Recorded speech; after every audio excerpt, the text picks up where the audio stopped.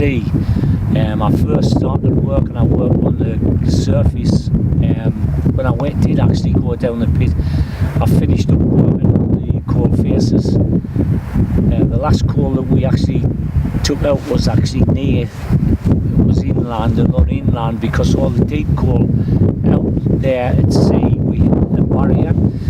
When we used to go to work, we used to work different shift patterns, and we would all cram into a little train, and there used to be 6 people sitting like that, and it used to take us over an hour to get to where we actually used to work.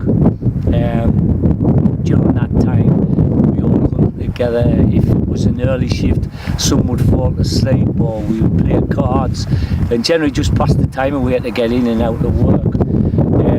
The nightmare would be that when you were in there and you were like 5 miles under the sea, if you came out and all of a sudden the train wasn't working, what a job that was. You used to have to, like, everybody wanted to finish work, you know what it's like when you want to get out the door.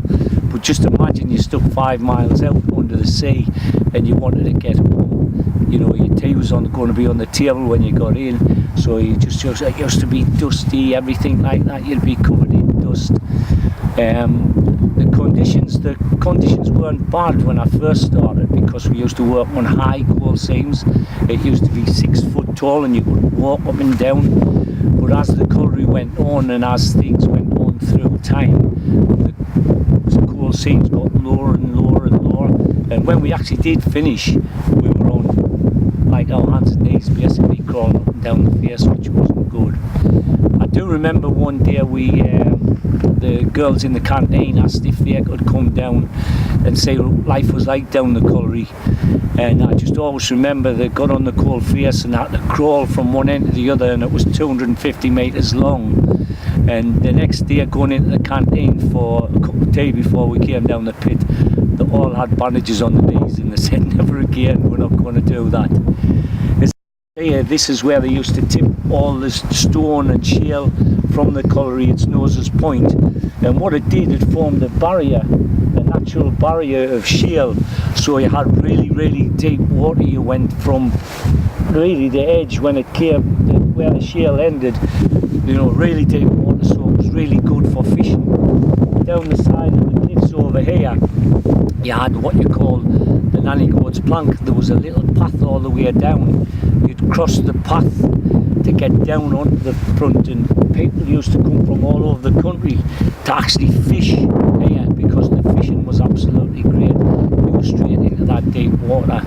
And also lots of people used to come down and pick coal, and they got known as pasties. They used to pick bags of coal out of the sea, and they used to push the bags on bikes up the little narrow road like that, path if you like, and then over this plank which was about that wide. It was a miracle they got the coal up to there. I worked at the colliery right through till it finished in 91.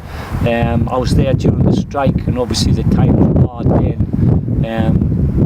They used to have food kitchens and things like that. I always remember taking my son along to the miners' welfare hall, and we'd getting donations from the Russians and other people like that, and there was little presents there, and what you did was you picked like a number out, and based on the number that you got, that related to some sort of present. And he got these wooden blocks, and I told him like it was a raffle and he'd won them, and he was like off the moon that he'd won these things. It was actually somebody donated them, because we didn't have much money, you know, as the strike went on.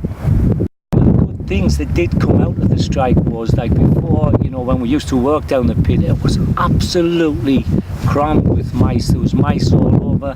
You used to have to hang your bait on the girders, and hopefully they wouldn't climb up. I also remember one day I was really hungry and I went out to get my bait, and I'd hung my sandwiches on the girders, and I could see the little bag going like that, and when I opened the bag there was a perfect hole through my sandwich that the mouse had actually drilled all the way through. So that was that. We used to like swing the bags up and take the mouse out, and be dizzy, and like just put it in your sandwich. The mice were happy. But actually after the strike, when we came back, one of the best things that happened through that strike, they were all gone. And when I went back to work after the strike, I never saw one mouse in the colliery after that. It was just a miracle they'd all cleaned out.